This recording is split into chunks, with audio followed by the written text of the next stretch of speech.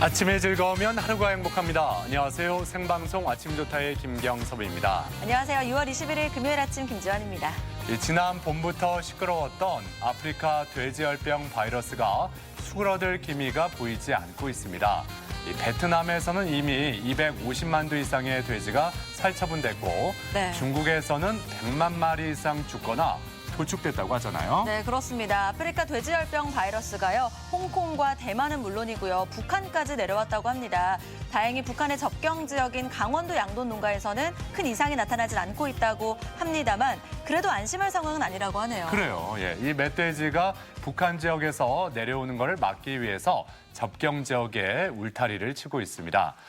또한 우리 지역에는 국내 최대 규모의 축산단지 홍성군이 있어서 관계 기관과 양돈 농가가 촉각을 곤두세우고 있습니다. 네, 사람에게는 해가 되지 않지만 돼지에게는 아직까지 특별한 치료법이나 백신이 없어서요. 걸렸다 하면 살처분 말고는 방법이 없다고 합니다. 양돈 농가는 물론이고요. 그 지역으로 이동하는 이용객 모두가 위생과 방역에 철저히 신경 써야겠습니다. 네.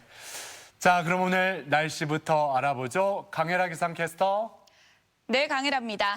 네, 오늘 아침 하늘 그렇게 맑지는 않은데 혹시 비 소식이 있는 건지 오늘 날씨 전해주시죠. 네, 오늘은 안개와 더위, 비 이 세 가지를 유의하셔야겠습니다. 오늘 아침까지 충남 서해안과 일부 내륙에는 안개가 자욱하겠는데요. 가시거리가 500m 이하로 좁혀지는 곳이 있겠습니다. 안전운전 해주셔야겠고요. 아침까지 충남 서해안을 중심으로 산발적으로 빗방울이 떨어지는 곳이 있겠습니다. 낮에는 대체로 구름 많은 가운데 대전의 한낮 기온 30도까지 오르면서 어제보다 조금 더 더워지겠습니다. 더위에 건강 잃지 않도록 수분 섭취를 자주 해주시면 좋겠습니다. 밤 9시쯤부터는 비가 내리겠는데요. 오늘 자정까지 대전과 세종, 충남 중북부 지역에 5에서 20mm의 비가 예상됩니다. 돌풍과 천둥, 번개를 동반하며 요란하게 내리겠고요. 시간당 10mm 안팎의 강한 비가 집중되는 곳이 있겠습니다. 시설물과 농작물 관리에 유의하시기 바랍니다. 위성 영상입니다. 오늘은 서해 남부 해상에 위치한 고기압의 영향을 받다가 북쪽에서 남동진하는 기압골의 영향을 차차 받겠습니다. 지역별 날씨입니다. 한낮에 천안 27도, 대전과 세종 30도까지 오르겠습니다. 당진 26도, 태안 24도, 구여 28도 예상됩니다. 바다의 물결은 모든 해상에서 1m 이하로 매우 낮게 일겠고요. 오늘과 내일 서해 중부 해상에는 돌풍과 함께 천둥, 번개가 치는 곳이 있겠습니다. 주간 날씨입니다. 내일 아침부터 저녁까지 또다시 비가 내리겠고요. 이후로는 대체로 구름 많은 날씨가 이어지겠습니다. 날씨였습니다. 자, 더운 날씨에 장마철이 슬슬 다가오면서 습도도 높아지고 그래서 면역력이 점점 떨어지는 게 아닌가 싶습니다. 네. 이따가 건강톡톡에서도 함께할 주제가 이 대상포진인데 대상포진 역시 이렇게 면역력이 떨어지면 올 수 있는 그런 질환 아니겠어요? 네, 그렇습니다. 날씨 때문인지 몰라도요. 요즘 입맛도 별로 없고 뭘 먹어도 무슨 맛인지 잘 모르겠다 하시는 분들도 주변에 꽤 많은데요. 이럴 때 먹으면 좋은 나만의 음식들 한 가지쯤은 있지 않을까 싶습니다. 저 같은 경우에는 뭐 말 안 해도 아시겠죠? 네, 고기. 이럴 때 고기 먹으면 고기는 맛있죠. 그래요. 고기도 뭐 단백질이 풍부하니까 면역력 증강에 도움이 되겠죠? 네. 자, 아무튼 오늘 사진 사연 주제 이렇게 한번 정해봤습니다. 강투더추 나만의 특별 레시피라고요. 자, 여름에는 이걸 꼭 먹어줘야 더위를 이길 수 있다 하는 그런 음식들 한 가지씩 꼭 있지 않을까 싶은데 그런 음식들 많이 보내주셨으면 좋겠습니다. 네, 보내는 방법 알려드릴게요. 생방송 아침이 좋다 앱을 내려 받으셔도 되고요. 혹은 인터넷 주소창에 아침이좋다.kr 입력하고 닉네임과 전화번호 쓰면 사진 사연 보내실 수 있습니다. 오늘도 많이 참여해주세요. 네. 자, 오늘 첫 소식, 우리 지역의 문화예술 소식을 전해드리는 문화나들입니다. 네. 저희 대전 MBC가 올해로 창사 55주년을 맞았는데 그런 특별한 의미로 특별한 전시회가 또 열리고 있잖아요. 네, 그렇습니다. 전국의 역량 있는 작가 40명이 참가하는 빅앤빅 아트페어가 펼쳐지고 있는데요. 단순히 작품을 만나는 자리를 넘어서 대중과 소통하는 창구로서의 의미도 크다고 합니다. 금요일에 문화나들이 한번 떠나보시죠. 무겁고 어려운 전시회가 아니다. 누구에게나 열린 전시회는 예술 소통의 장소이자 나들이 공간이 된다. 다양한 작가들을 소개하고 보다 많은 예술품을 만날 수 있는 특별한 미술 축제. 그 안으로 들어가 보자.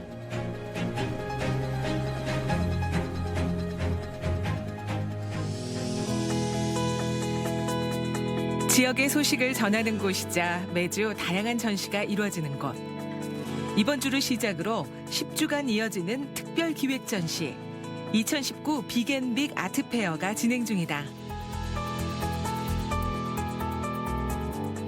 2019 빅앤빅 아트페어는 대전 MBC가 미술문화 확산 또 그리고 지역문화 발전을 위해서 한 공간에서 다양한 작가들의 작품을 모아놓고 저희들이 전시를 함께하면서 또 작품을 여러 애호가나 시민들에게 선보일 수 있고 또 판매도 할 수 있는 그런 어떤 장소를 또 어떤 그런 하나의 행사를 마련했습니다. 40인의 작가가 함께하는 2019 빅앤빅 아트페어. 동시대 작가들이 공동으로 그 중심이 되어 직접 기획하고 함께 움직이며 드디어 그 시작을 알렸다. 대전의 개인전이 아닌 여러 단체 성질을 가진 이 아트페어에 팀으로 지원을 하게 됐고요. 저희가 이런 팀으로 지원을 해서 전시를 하면서 다양한 유명하신 작가님들과 그리고 저희 같은 청년 작가들이 함께 어울릴 수 있는 자리여가지고 그런 취지로 이제 여기에 지원하게 됐습니다. 서양화는 물론이고 한국화, 공예, 도예 등 40명의 작가들이 보여줄 10주는 다양하다. 전시 기간이 긴 거는 일단은 많은 어떤 시민들이 이 아트페어에 참여하고 또 관람할 수 있는 기회를 최대한 많이 마련하려고 한 거고요. 또 이렇게 작가들이 충분하게 홍보할 수 있고 작가 스스로도 많은 어떤 하나의 직접적인 그 행사에 힘을 보태는 어떤 그런 행사로 마련하려고 한 겁니다. 아트페어에 참여하는 작가들을 미리 만나보자. 후학 양성에 힘쓰며 수많은 예술가의 멘토로 활동 중이자 풍경을 그려내는 화가 신영진. 붓으로 그리고 또 나이프로 긁어 거칠게 담아내기도 하는 표현을 통해 그는 예술이 곧 발견이라고 말한다. 일단 저는 뭐 크게 구분하면 이제 사실주의 그림을 그리고 있고요. 언제부턴가는 이 자연 풍경에 대해서 작업을 하기 시작했고 그냥 일반적인 풍경이 조금 식상한 듯 해가지고 다른 각도에서 바라봐야 되겠다 이런 생각하면서 대낮에 이렇게 나와 있는 낫달, 태양과 공전해 있는 낫달을 저거를 그림에 한번 넣어봐야 되겠다. 이렇게 넣고 나니까 그림이 조금 더 초현실주의 같은 느낌이 생기면서 이야기를 만들어 나가더라고요. 그래서 제가 낫달 시리즈로 이제 그림을 그리기도 하고. 이번 아트페어를 통해 소개하는 작품 낫달 시리즈. 그가 그려낸 풍경 속에서 오묘한 빛을 만드는 낫달은 누구나 한 번쯤 봤을 법하지만 주목받지 못하는 대상을 의미. 대낮에 어스름하게 드러난 달을 통해 보이는 것만이 전부가 아님을 나타낸다. 보통 제가 그려온 거는 풍경, 정물, 인물 이렇게 세 종류인데 그것과는 다른 세계가 될 것 같아요. 또 다른 신작들은. 그거는 이제 제가 이렇게 걸어 다니면서 본 풍경들 속에서 또 다른 풍경이 존재할 수 있다. 그래서 저만의 어떤 그림을 만들었지만은 보는 사람들은 또 다른 생각을 할 수 있게 이렇게 하는 작업을 지금 하고 있습니다. 자연과 가까운 곳에서 호흡하며 자연을 예술로 승화하는 김영숙 작가. 빅앤빅 아트페어에서 염색 공예를 선보인다. 전통의 현대화를 실현하는 김영숙 작가의 작품은 일상의 다양한 곳을 물들이는 중. 자연스럽게 뿜어나오는 천연의 아름다운 색이 그녀의 창작 예술품인 것이다. 사실 천연으로 다 낼 수 있고 포도껍질 하나 가지고 40가지 색깔을 뺄 수 있습니다. 염료는 거의 가리지 않고 많이 쓰고 있습니다. 오베자도 쓰고 로그 우드라는 것도 쓰고 네. 소목도 쓰고 치자, 울금 다 쓰고 있습니다. 자연이 주는 무궁무진한 색감. 거기에 반해 천연 염색을 시작. 김영숙 작가는 30년이 훌쩍 넘는 시간 동안 색을 내고 색을 입히는데 열정을 쏟고 있다. 많은 분들이 활용하고 입고 우리 것을 즐기고 또 우리 후손들에게 알려주고 이런 일들을 계속 해야 된다고 생각하고 그래서 많은 분들이 선호하고 좋아할 수 있도록 저희가 공부도 하고 계속 연구도 하고 작업도 할 계획입니다. 그래서 조금 더 승화돼서 이 예술이 문화에 정말로 생활에 기여할 수 있는 그런 쪽으로 가는 것이 제 꿈이라고 생각합니다. 붓끝으로 펼쳐 보이는 그림 속 세계. 그 세상은 현실에서의 고통과 시련은 없고 행복으로 가득하다. 이 작품의 주인공은 대중에게 미소를 선물하는 김영심 한국화가다. 보석 같은 그 고운 마음, 그거를 이렇게 꺼내서 이렇게 쓰면 이렇게 다들 행복해질 거고, 그리고 저도 또 그런 행복한 마음을 사람들한테 전해주고 싶고, 행복을 주는 사람이 되고 싶고, 그렇게 행복하게 살면 저절로 춤을 추고 싶은 마음이 들지 않을까. 그래서 저는 이제 그 춤추는 행복이란 이런 생각으로 그림도 그렇게 그리고 싶고, 많은 사람들한테 그런 마음을 주고 싶어요. 색을 칠하고 또다시 여러 번 덧칠해서 오랜 시간을 공들이는 김영심 작가. 그녀는 작품 속에서 꽃과 나비를 주요 소재로 행복을 표현하고 있다.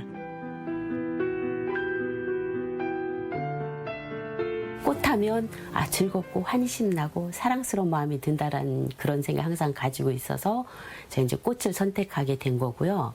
그리고 나비는 알에서 애벌레, 번데기, 성충 과정을 거쳐서 이렇게 아름다운 나비로 탄생하잖아요. 힘든 과정을 다 벗어나서 행복과 사랑과 기쁨을 이끄는 매개체 역할로서 그렇게 아름다운 삶이 탄생하고 그렇게 살았으면 하는, 또 다 모든 사람들이 다 그렇게 됐으면 하는 그런 마음으로 나비를 하게 됐어요. 다양한 활동을 펼치는 작가가 차례로 릴레이 전시를 진행하는 빅앤빅 아트페어 부스. 그 시작은 신진호, 양인규, 조도학, 조은진 4인의 작품전이다. 제가 지금 이 기법으로 한 3, 40년 동안 작업을 해왔는데 작년부터 이제 조금 이제 기법이 달라져서 그 새로운 기법을 또 이번에 발표회에 의해서 또 제가 보여드리고 싶고, 또 실제로 이 작업이 지금 서울에서만 전시를 했지 지방에서는 제가 최초인 것 같습니다. 그래서 또 더군다나 또 MBC에서 하신다니까 또 널리 또 지방 분들한테도 알리고자 이렇게 작품 참여하게 되었습니다. 빅앤빅 아트페어를 관람하시러 온 관객들은 직접 작가들과 그 작가의 작품 세계, 또 작품 주제라든지 표현 방법 등에 대해서 진지한 대화를 나눌 수 있는 좋은 기회라 생각합니다. 4개의 공간으로 나눠 각각의 이야기를 들려줄 갤러리. 보여주고 소통하며 충분히 느낄 수 있게 해준다. 대전 MBC 빅앤빅 아트페어에서 40명 작가의 다양한 작품들을 즐기세요. 예술 마켓 형식으로 운영되는 10주간의 대장정. 그리고 그 시간을 매주 다른 작품으로 채워줄 동시대의 개성 넘치는 작가들. 빅앤빅 아트페어에서는 매주 작품이 바뀌는 살아있는 전시회가 우리를 기다린다.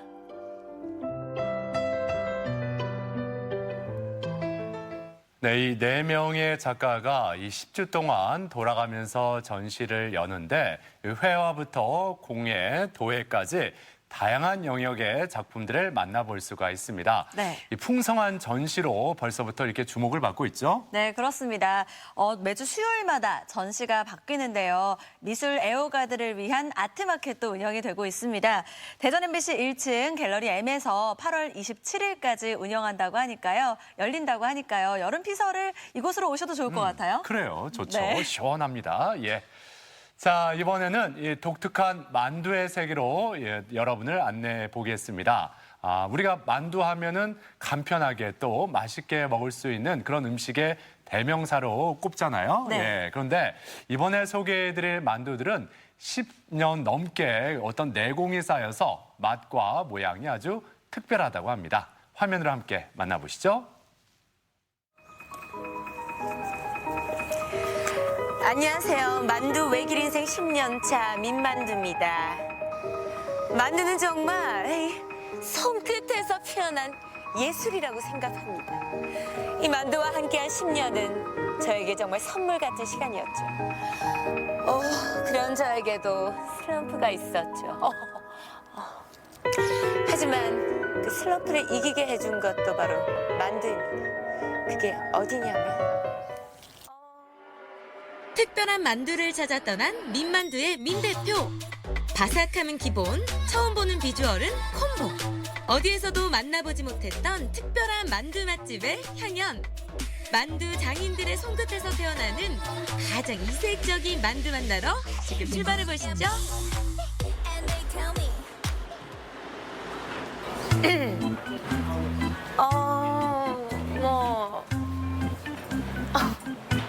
안녕하세요. 저는 민만두의 민 대표라고 하는데요. 민만두 아시죠? 잘 모르겠네요. 민망하네요, 정말. 제가 특별한 만두를 찾아서 왔는데 여기 만두가 보이지가 않네요. 저희 특별한 만두 있습니다. 그러고 보니 북적이는 손님들 사이에서 너도 나도 할 것 없이 먹는 것이 있었는데요. 이거는 튀김 아닌가요? 저 이런 맛을 먹어본 적이 없어요. 정말 진짜 먹은 건지 감동을 먹은 건지. 처음 봤을 때는 만두라고 생각 못하고 튀김인 줄 알고 먹었는데 안에 고기랑 이렇게 꽉 차 있어가지고 너무 맛있었어요. 네, 고기가 엄청 많이 들어서 식감은 바삭한데 안에 육즙이 엄청 많이 터지고. 손님들도 극찬한 이 만두의 정체. 도대체 무엇일까요?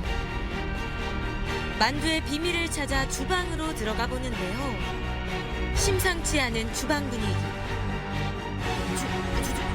주방장님, 지금 뭐 하시는 거예요? 아니, 이건 가지 아닌가요? 그렇습니다. 첫 번째 이색만두의 정체는 가지입니다. 어슷썰기한 가지를 반으로 갈라 미리 준비된 만두소를 채워 넣고 손으로 잘 정리를 해준 뒤 숙성된 반죽을 묻혀 튀겨만 주면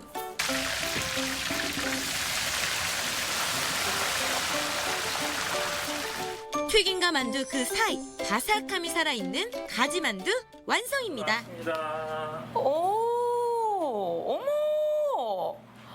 일단 외형은 특이하네요. 외형은 일단 합격. 이게 바로 이 집의 시그니처 메뉴인 가지 만두라고 하는데 일단 한번 맛을 보겠습니다. 맛을 봐야 될 것 같아. 드디어 그 맛을 보는데요. 정막을 깨는 저 바삭한 소리 들으셨나요? 이거는 진짜 오리지널 채소 고기에서 나오는 그 육즙의 쫙 깊은 맛. 겉은 바삭, 속은 촉촉. 아이고, 사장님 여기 잠시 앉으시죠. 아니 근데 이거는 저희가 시킨 게 아닌데요? 가지만두를 겸해서 드시면 이 가지만두 어떻게 하다 탄생이 되셨나요?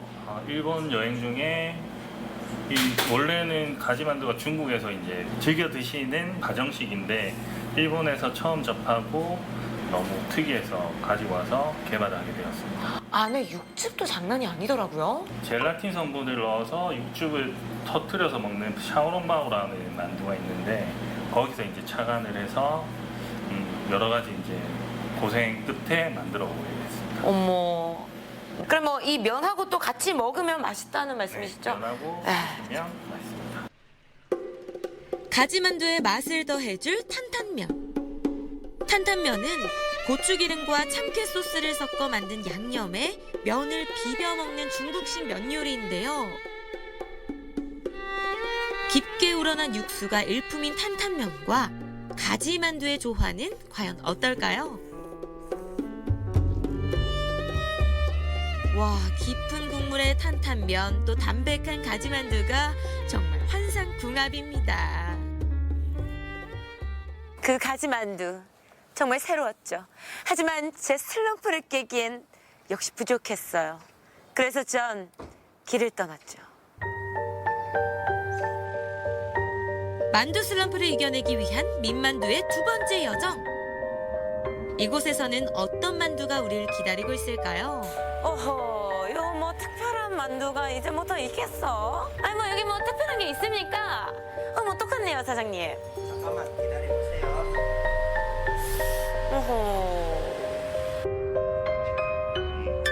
이게 뭐야? 만두 좀 먹어봤다는 민만두도 놀랐다. 충격적인 비주얼의 정체는 바로 갑오징어 먹물입니다. 이 먹물과 밀가루가 만나 바로 까만 만두의 반죽이 되는 건데요. 오징어 먹물은 방부 효과가 강한 리조팀이 들어있어 항암 효과가 뛰어나고 저지방 고단백질 식품으로 다이어트에 도움이 되는데요. 특히 오징어 먹물과 만두피가 만나 훨씬 쫀득함을 자랑한다고 합니다. 한입 크기로 펼쳐진 만두피 속으로 만두소를 꾹꾹 눌러 채워주고 예쁘게 빚어 찜기 가득 넣어주기만 하면 민만두도 놀란 두 번째 이색만두, 까만 만두 완성입니다.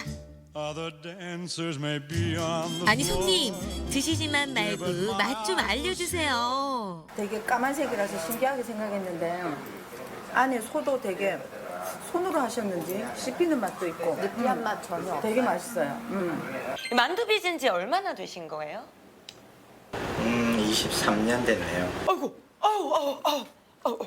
몰라 뵀습니다. 죄송합니다. 어머, 내가 번데기 앞에서 주름을 잡았네. 어머. 모름지기 만두 하면 속이 중요하거든요. 요 까만 만두 속의 비밀은 또 어떤 게 있을까요? 그냥 몸에 좋은 야채 6가지, 냄새 안 나는 암페지 그거를 쓰고 소금을 안 넣고 간장을 졸여가지고 그걸 양념을 하는 겁니다. 아니, 특별하기도 특별한데 되게 건강한 음식이네요. 네. 건강한 재료로 만들어지는 까만 만두. 저도 한 입 먹어봤습니다. 이게 오징어 먹물을 넣으시면 피가 쫀득하다고 하셨는데 진짜 쫀득합니다. 소에는 오징어 같은 게 아닌데도 약간의 해물의 그런 고소한 맛도 나고 소가 아삭하게 살아있기 때문에 너무 맛있는데요. 일반 만두랑 어떻게 다른지 제가 일반 만두도 한번 먹어볼게요. 얘도 속은 비슷한 것 같아. 나 어떻게 맛 차이가 있는지 제가 맛을 볼게요. 겉으로는 색 말고는 큰 차이가 없는 일반 만두도 먹어봤는데요. 다르다. 이게 삐에서 나는 향이 달라요. 이 식감도 오징어가 훨씬 쫀득합니다. 사장님 진짜 이게 훨씬 쫀득하네요. 폭풍 먹방을 부르는 까만 만두. 저 민만두. 이 정도면 슬럼프 완벽 극복이죠. 10년이란 세월 동안 만두와 함께했지만 역시 만두는 무궁무진하다는 걸 깨달았습니다. 앞으로도 민만두라는 이름에 맞게 만두와 함께 걸어나가겠습니다. 만두 놓치지 않을 거예요. 아우, 수고하셨습니다. 아우, 고맙습니다. 이제 어디 가세요? 만두 먹으러 가야죠. 만두. 수고하세요. 평범한 만두는 가라. 이색만두를 찾아 떠나본 민만두의 특별한 여정. 맛과 건강을 챙긴 이색만두들 정말 특별할 만두 하주.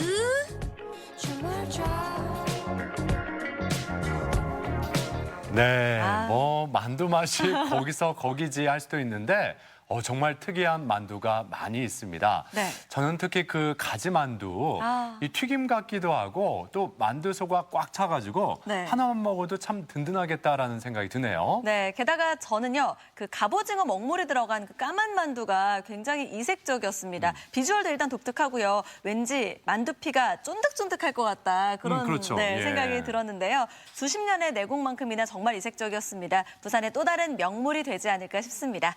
부산에서 온 소식 잘 봤습니다.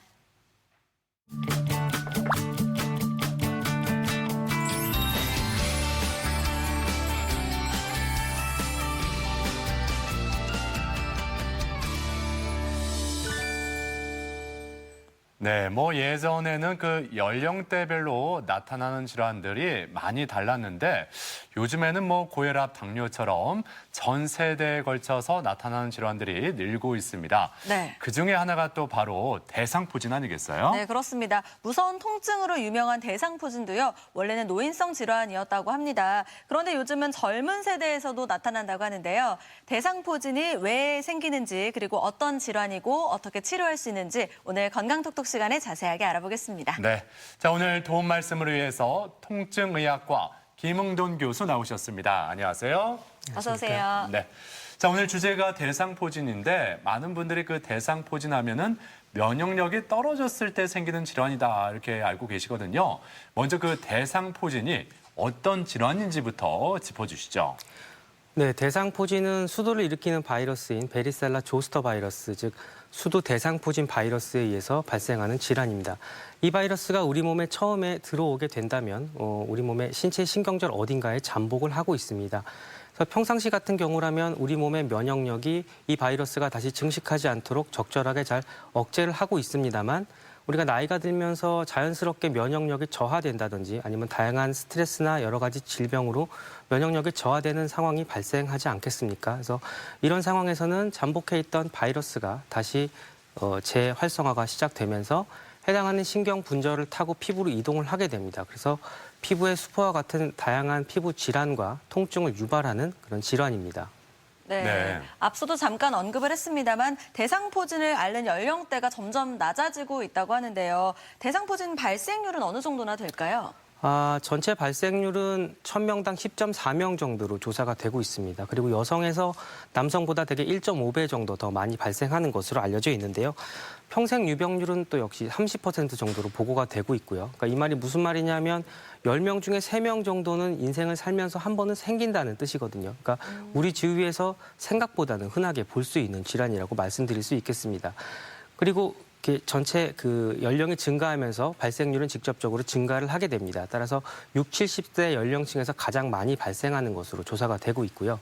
또 최근 우리나라 노령화가 진행이 되면서 환자 수는 폭발적으로 증가를 하고 있습니다. 그래서 2008년 조사에서는 41만 명 정도로 한 해 환자 발생 수가 조사가 되었는데 이 숫자는 2012년에는 57만 명 정도로 한 40% 정도 증가를 했고요. 아마도 노령화가 계속 진행이 되면서 향후로도 신규 환자 발생 수는 계속 증가할 것이라고 예측이 되고 있습니다. 네. 그런데 이 대상포진하면 보통 가을에서 겨울로 또 겨울에서 봄으로 이 계절이 바뀔 때 이 시기에 많이 나타난다 생각을 하고 있었는데 요즘에는 뭐 초여름에도 이렇게 대상포진 환자가 늘고 있다는 이야기를 들었습니다. 실제로 이렇게 계절에 상관없이 환자들이 많이 발생하고 있나요? 어떻습니까? 최근 건강보험심사평가원의 빅데이터에 따르면 1월 대비 8월의 환자 수가 한 27% 정도 증가되었다는 보고가 있습니다. 아무래도 폭염이 지속되면서 체력 저하가 있을 것이고 에어컨 등으로 인한 냉방 설비로 인해서 급격한 체온 변화가 일어나기 때문에 이런 것들이 아마도 면역력 저하에 영향을 미치는 것이 아닌가 생각이 되고 있습니다. 다른 한편으로는 지금까지 수행된 대규모 역학조사에서는 딱히 어떤 계절적인 변이는 찾아보기 힘들었고요. 계절과 상관없이 산발적으로 발생하는 것으로도 조사가 되고 있습니다. 실제로 제가 진료실에서 환자분들을 만나다 보면 어떤 우리 어머님들 그 명절 전후로 스트레스를 많이 받으셔서 많이 걸려서 오시고요. 특히 젊으신 분들도 특히 학생들 시험 기간 전후로도 그 대상포진이 걸려서 저한테 오시는 경우가 가끔 있습니다. 그래서 이런 식으로 그 면역력 같은 것들을 이제 잘 유지를 하셔야 되고요. 결론적으로 계절성 변화가 물론 중요한 요인이 될 수가 있는데 그와 덧붙여서 어떤 신체적인 면역력을 좀 떨어뜨리는 그런 요인들이 또 중요한 그런 유발 요인이 아닌가 이렇게 생각이 되고 있습니다. 그렇군요. 네. 예. 말씀하신 것처럼 스트레스를 많이 받거나 피곤한 경우에 보면 저는 특히나 입술 주변에는 수포 같은 게 많이 올라오긴 하거든요. 이렇게 일반 포진과 대상포진은 어떻게 구분할 수가 있을까요? 우리가 살면서 입술 주위의 수포들은 한 번씩 다 잡혀 보시지 않았습니까? 저도 피곤하면 입술에 수포가 잡히곤 하는데요. 네. 이런 경우는 이제 단순 포진이라고 하고 이러한 단순 포진은 헤르페스 심플렉스 바이러스, 즉 단순 포진 바이러스에 의해서 발생을 합니다. 그러니까 대상포진 바이러스와는 약간 좀 결이 다른 바이러스라고 이해를 하시면 되겠고요. 입술이나 어떤 생식기 주변의 그 점막에 이렇게 물집 형태로 잡히는 것을 이제 단순 포진이라고 이해를 하시면 되겠습니다. 이에 반면에 대상포진은 이 띠 모양으로 이제 수포가 발생을 합니다. 왜냐하면 해당 신경 분절을 따라서 바이러스가 이동하기 때문에 이런 식으로 띠 모양의 그런 수포가 발생을 하게 되고요.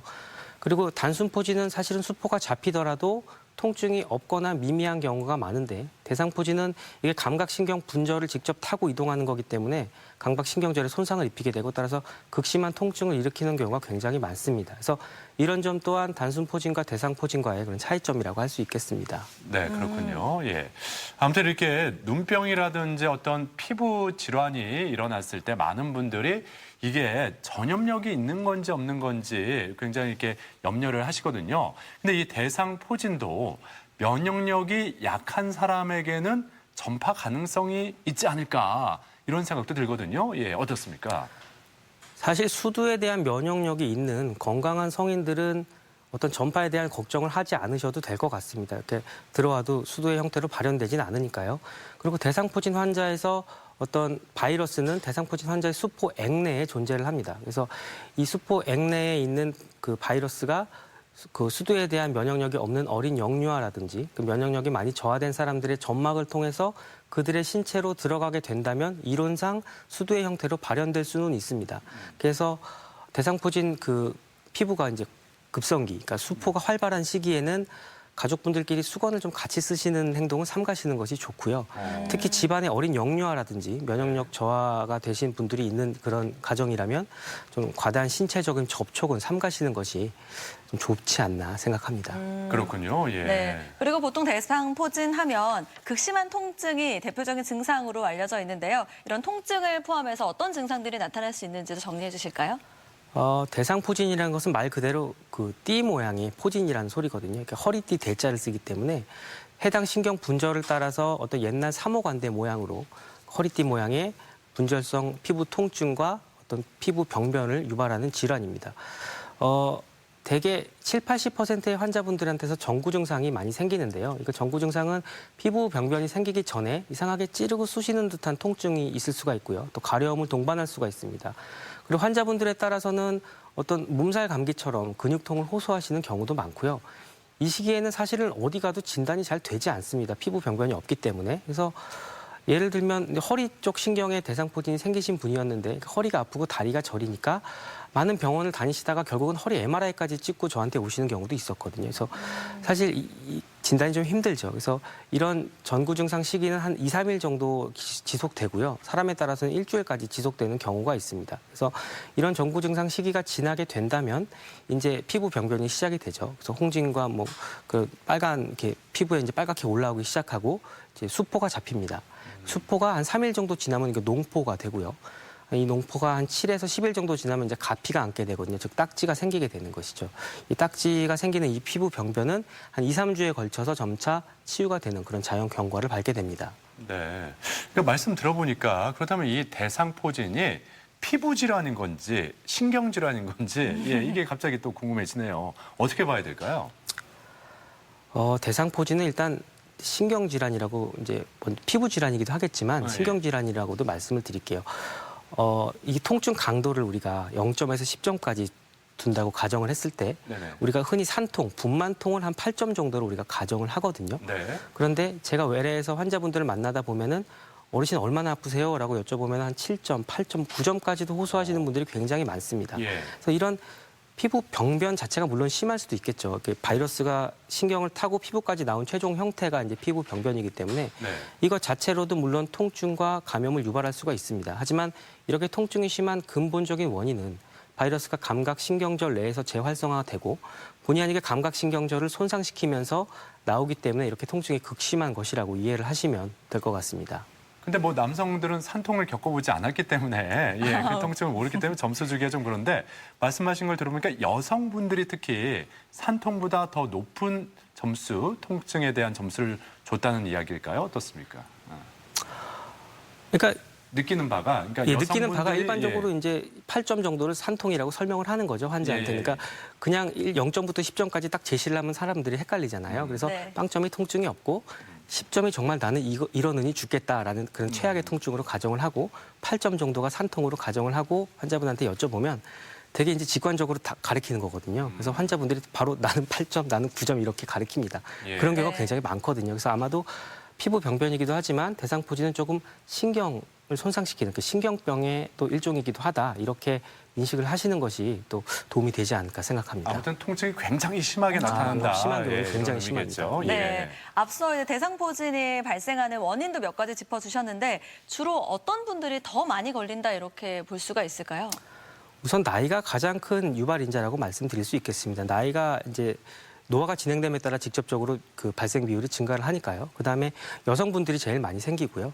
그리고 당뇨와 같은 만성 질환을 갖고 계신 분들이 또 위험군으로 들어갑니다. 그리고 면역 저하자 분들이라든지 어떤 면역 억제제를 드시고 계신 분들도 역시 위험군으로 분류가 되고요. 하지만 언제나 정상인이더라도 극심한 신체적인 정신적인 스트레스가 지속되는 상황에 계신 분들이면 뭔가 좀 대상포진에 대한 위험군이라고 생각을 하셔도 좋을 듯합니다. 네. 근데 모든 질환이 그렇듯이 어떤 질환이 생기면 또 합병증을 우려하게 되거든요. 이 대상포진으로 인한 합병증 어떤 것들이 있을 수 있을까요? 조사 기관에 따라 조금씩 다릅니다만 대개 대상포진으로 인한 합병증은 30% 내외로 보고가 되고 있습니다. 그중에서도 가장 흔하고 무서운 합병증은 대상포진 급성기가 끝나고 나서도 통증이 지속되는 대상포진 후 신경통으로 말씀드릴 수 있겠고요. 특히 안면부에 그 대상포진이 발생했을 경우에 청신경이나 어떤 시신경을 침범하는 경우가 많습니다. 그래서 반드시 좀 주의를 하셔야 되고요. 그 안구 같은 경우는 각 결막염이 좀 같이 생기는 경우가 많고 또 전정기관이나 청신경을 침범해서 어지러움증이 생기시는 경우가 있습니다. 따라서 어떤 안면부에 대상포진이 생기셨을 때는 안과라든지 이비인후과 진료를 좀 같이 보시기를 권고를 드리고 있습니다. 나중에 장애가 남을 수도 있으니까요. 그리고 굉장히 드문 얘기긴 한데 운동신경까지 침범해서 어떤 보행 장애가 발생하는 경우도 있고요.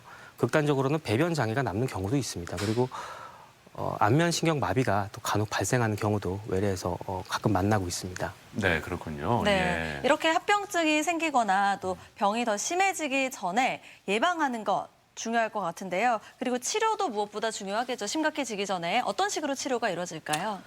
바이러스 질환인 만큼 뭐니 해도 이제 항바이러스제 치료가 최우선적으로 이루어져야 하고요. 피부 병변이 발생한 지 72시간 이내에 항바이러스제가 투여되는 것을 강력하게 권고를 하고 있습니다. 왜냐하면 이 시간 내에 항바이러스제가 투여돼야지 바이러스의 이제 증식을 효과적으로 막을 수가 있거든요. 하지만 72시간 내에 그 바이러스제를 투여하지 못했다고 하더라도 너무 이렇게 낙담하실 필요는 없고요. 어쨌든 가장 빠른 시간 이내에 바이러스제가 투여되는 것이 관건이고 그리고 통증과 염증이 이제 발생을 하니까 적절한 진통소염제를 사용을 하셔야 됩니다. 그리고 손상받은 아까 신경질환이라고 말씀드리지 않았습니까? 그래서 손상받은 신경으로부터 나오는 비정상적인 어떤 신호를 억제하기 위해서 항경련제나 항우울제와 같은 전문 신경 약제를 좀 사용하셔야 되는 경우도 있고요. 또 어떤 그 국소마취제가 함유된 파스제제, 첩포제제를 사용하셔야 되는 경우도 있습니다. 그래서 이런 경구 치료로도 통증 치료가 좀 부족하다라고 여겨진다면 어떤 국소 마취제가 함유된 어떤 말초신경 차단이라든지 경막의 신경 차단 등의 적극적인 신경 치료를 고려해서 어떻게든지 통증을 억제해야 되는 것이 이 치료의 중요한 포인트라고 말씀드릴 수 있겠습니다. 네, 그렇군요. 근데 말씀 중에 그 항우울제 약물을 복용해야 된다 이렇게 말씀하셨잖아요. 근데 또 항우울제라고 하니까 또 이렇게 우리 가족 여러분은 이거 당황할 수도 있거든요. 예. 전혀 문제는 없는 건가요? 저도 환자분들한테 말씀을 드리는데 이게 분류가 항우울제로 돼 있을 뿐이지 사실은 정신의학과 선생님들한테 물어보면 그거를 또 정신과 목적으로 쓰지는 않습니다. 그 분류가 그런 것이고요. 예. 이거는 그 신경의 어떤 비정상적인 방전을 억제하기 위해서 결국에는 만성화를 방지하기 위해서 쓰는 거니까 그냥 항경련제라고 인식하지 마시고요. 신경약이라고 인식을 하시면 될 것 같습니다. 예, 알겠습니다. 네. 그리고 앞서 그 합병증 말씀하실 때 대상포진 후 신경통이 많이 나타난다라고 하셨잖아요. 이 대상포진 후 신경통에 대해서 좀 더 자세하게 설명해 주시면 좋겠습니다. 네, 대상포진 후 신경통이라고 하는 것은 급성기가 그러니까 피부 병변이 발생한 이후 3개월이 지나도록 통증이 남아있는 상태를 대상포진 후 신경통으로 정의를 하고 있습니다. 그래서 이 시기에 대해서는 아직까지 논란의 여지가 조금 있습니다만 최근에 학자들의 추세는 3개월로 이게 인정을 하고 있고요. 어떤 바이러스로 인해서건 어떤 원인으로 인해서건 피부에 그 신경의 손상이 발생을 하게 되면 아까 말씀드렸다시피 비정상적인 통증 신호가 계속 중추신경계로 흘러 들어가게 됩니다. 그래서 이러한 과정을 계속 방치를 하게 된다면 결국은 신경계에 어떤 그 비가역적인 변화가 일어나게 되겠죠. 그러니까 한번 이런 변화가 일어나게 된다면 다시 되돌리기 힘들게 되거든요. 그래서 대상포진후 신경통의 발생도 같은 맥락으로 이해를 하시면 될 것 같습니다. 따라서 어떻게든지 만성화가 되기 전에 그 빠른 치료가 굉장히 중요하겠고요. 그리고 이런 대상포진후 신경통의 발생은 나이가 드신 분들일수록 많이 생깁니다. 그리고 70대 이상의 환자분들에서는 확률적으로 50% 이상 어느 정도 대상포진후 신경통이 남는 것으로 조사가 되어 있습니다. 그래서 제가 그 70대 이상의 이제 어르신 환자분들을 진료를 할 때 환자분 물론 완치가 되면 좋겠지만 완치를 목표로 하겠습니다만 대상포진후 신경통이 남아도 일상생활에 장애가 되지 않게끔 최소한으로 남기는 것을 또 목표로 하기 위해서 뭐 최선을 다하겠습니다. 그렇게 말씀을 드리고 있고요. 대상포진후 신경통이 남을 확률은 우선 이제 나이가 많으신 분들이 많이 남고 그리고 피부 병변이 심할수록 초기에 굉장히 심하게 오신 분일수록 그다음에 통증이 심한 분이실수록 그리고 특히 안면부에 생기셨을 경우에는 특히 눈이나 이마 쪽에 생기셨던 분들이 아무래도 좀 대상포진후 신경통이 많이 남는 것으로 보고가 되고 있습니다. 그렇군요. 예. 네. 그리고 대상포진은 예방하는 백신이 따로 있잖아요. 보통 어떤 분들이 예방접종을 맞으면 좋을까요? 이제 최근에 대상포진 예방 접종이 많이 알려졌죠. 그래서 많이들 이미 알고 계시고 접종을 문의하시는 분들도 많습니다. 사실 예방 접종은 대상포진 예방 접종은 2006년에 미국에서 이제 접종이 시작되었고 우리나라에서는 2013년부터 본격적으로 접종이 시작되었습니다. 그래서 우리가 이제 살면서 나이가 들에 따라서 면역력이 자연스럽게 감소가 되지 않습니까? 감소가 되면서 면역력이 떨어지는데 이런 것들을 한 번 더 증가시켜준다. 딱 이렇게 접종을 맞춰서 증가시켜준다라고 그런 개념으로 이해를 하시면 될 것 같고요. 마치 겨울철에 독감 접종 한 번 맞으면 그 겨울은 잘 나지 않습니까? 그래서 이런 개념으로 이해를 하시면 될 것 같고 50세 이상에서 접종 허가가 나와 있고요. 60세 이상에서 접종 권고를 하고 있습니다. 그래서 적응증이 되시는 분들은 되도록이면 그 접종을 하시길 권고를 드리고요. 다만 어떤 면역 저하자 분들이 선천성 쪽은 후천성 면역 저하자 분들이라든지 어떤 면역 억제제를 드시고 계신 분들이라든지 아니면 하루 뭐 20mg 이상의 고용량 스테로이드를 드시는 분들은 좀 금기로 되어 있고요. 임신 중이시라거나 당연히 임신을 계획 중인 분들도 금기로 되어 있어서 이 점 좀 주의하셔서 접종을 하셔야겠습니다. 네. 그런데 예방접종을 하게 되면 그 효과는 어느 정도를 기대할 수가 있을까요? 50세 정도의 연령대에서는 대개 예방 확률이 80% 정도로 보고가 되고 있고요. 근데 불행히도 이런 확률은 나이가 들에 따라 좀 감소를 합니다. 그래서 60대 이상, 그러니까 60대, 70대, 80대 연령대를 통합해서 우리가 통계를 냈을 때 대상포진의 예방률은 51% 정도로 보고가 되고 있습니다. 그래서 어떻게 생각하면 좀 실망스러운 수치이실 수도 있는데 우리가 노령화가 진행되면서 대상포진의 발생이 급격하게 증가되는 상황임을 감안한다면 이 정도의 그 예방률로도 어떤 사회 경제적으로도 커다란 의미가 있다고 생각을 하고요. 그리고 덧붙여 말씀드리자면 대상포진 백신을 맞으셨던 경우 대상포진에 걸리더라도 백신을 접종하지 않으셨던 분들보다 심각한 후유증이 남을 확률이 66% 정도 감소된다는 보고가 있으니까요. 웬만하면 적응증이 되시는 분들은 조금 예방접종을 하실 것을 강력히 권고드리고 싶습니다. 네. 아무튼 그 예방 백신이 도움이 된다는 말씀인데 그렇다고 예방 백신을 맞았다고 해서 맹신할 수 있는 건 아니지 않겠습니까? 그만큼 평소에 면역력 강화가 더 우선시 돼야 될 것 같은데 면역력 강화를 위한 어떤 노력들이 또 필요할까요? 사실 면역력을 강화시키는 왕도는 없습니다. 그런 왕도가 있으면 저도 좀 따라하고 싶은데요. 그런가요? 그래서 진부한 말씀이신지 말씀을 드리는 건지도 모르겠습니다만 사실은 뭐 생활 습관이죠. 그래서 건강한 식습관, 그 규칙적인 운동, 스트레스를 안 받는 그런 그 마인드 컨트롤이 제일 중요하고요. 어떻게 해도 정신적으로 막 스트레스 받는 상황이고 하면 젊은 사람도 뭐 생겨서 오는 경우가 많으니까요. 그런 것들을 좀 잘 컨트롤 하셔야 되고 특히 만성 질환이 있으신 분들은 또 본인이 갖고 계신 만성 질환이 악화되는 경우에 같이 대상포진이 합병이 되는 경우가 굉장히 흔합니다. 그래서 당뇨라든지 뭐 고혈압이라든지 이런 만성 질환을 갖고 계신 분들은 특히 더 주의를 하셔서 질환 관리를 잘 하셔야 되고요. 저는 치료 말미에 환자분들한테 이제 많이들 물어보십니다. 어떻게 하면 안 걸립니까? 물어보시면 앞으로 잘 먹고 운동도 잘 하시고 잘 웃고 사시다 보면 이런 거 다시 걸리실 일은 없을 겁니다라고 말씀을 드리고 있습니다. 네. 자, 건강톡톡 오늘은 대상포진에 대해서 알아보고 있는데요. 이번에는 시청자 여러분이 남겨주신 궁금증도 한번 풀어보도록 하겠습니다. 첫 번째 질문은요. 작년에 대상포진으로 고생을 했습니다. 통증이 심해서 상상하기도 싫은데 혹시 올해 다시 걸릴 수도 있을까요? 하셨어요. 작년에 걸리셔서 고생을 많이 하셨군요. 그래서 그런 질문들을 많이 받습니다. 저도 뭐 이게 다시 걸리면 어떡합니까? 말씀을 하시는데 일단은 그냥 정상적인 경우라면 일단 그 예방 접종을 맞은 거나 마찬가지거든요. 그러니까 걸렸으니까 다시 걸릴 걱정은 조금 접어주셔도 될 것 같고 우리가 겨울에 독감 걸리고 나서 다시 독감 걸릴 일은 사실 없지 않습니까? 그래서 전반적인 그 재발률은 한 5% 이내로 조사가 되고 있습니다. 그러니까 아무래도 면역력이 떨어지신 분들이라든지 또 만성적인 질환이 있으신 분들 또 지속적으로 스트레스를 받는 분들은 조금 재발에 대한 걱정을 하셔야겠지만 주로 몸 관리를 잘 하시고 뭐 정상적인 상황이라면 너무 걱정을 하지 않으셔도 될 것 같습니다. 그렇군요. 네. 예. 다음 질문입니다. 이 대상포진이 의심될 때는 피부과로 가나요? 아니면 내과로 가나요? 어느 과를 찾아가는 게 가장 빠른 길일까요? 이렇게 질문하셨습니다.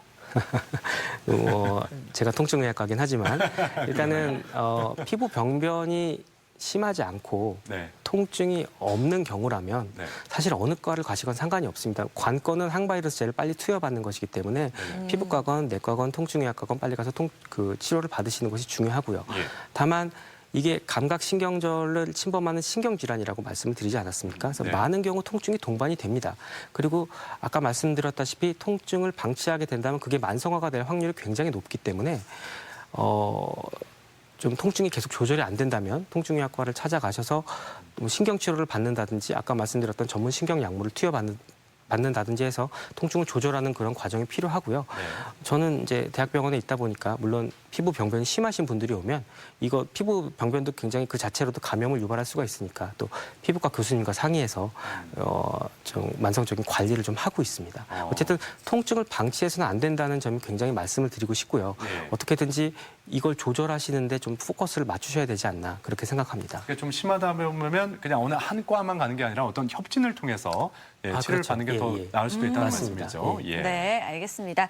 자, 건강톡톡 이렇게 오늘은 대상포진에 대해서 알아봤고요. 다음 이 시간에는요. 계절 상관없이 극성을 부리고 있는 진드기 매개 감염병에 대해서 알아보도록 하겠습니다. 궁금한 점은 게시판에 남겨주세요.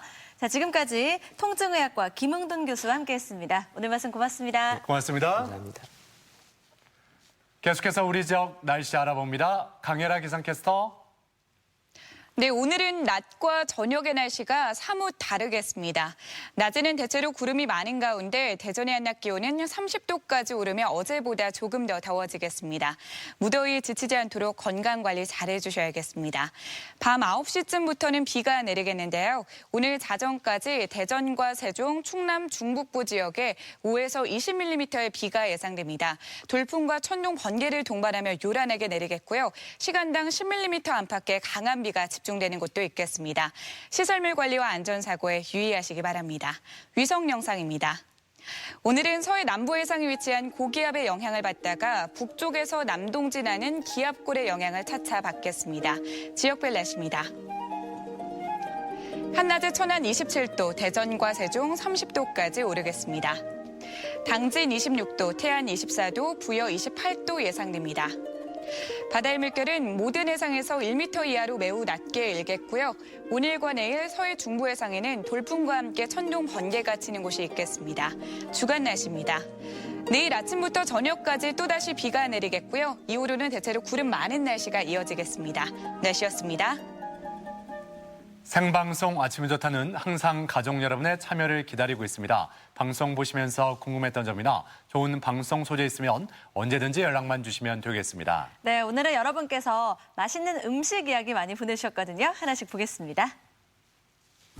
1366번님, 진한 국물이 살아있는 초계탕입니다. 와. 신랑이 정말 맛있다며 좋아하는데 주말 부부인 우리 이번 주말에도 햄을 듬뿍 넣어서 초계탕 해 먹어야겠습니다. 보기에도 너무 예쁘네요. 그리고 알록달록하고요. 또 국물이 진하면 얼마나 또 시원하겠습니까? 좋죠. 그렇죠? 예. 8957번님, 한국인은 밥심으로 사는 거 아니겠어요?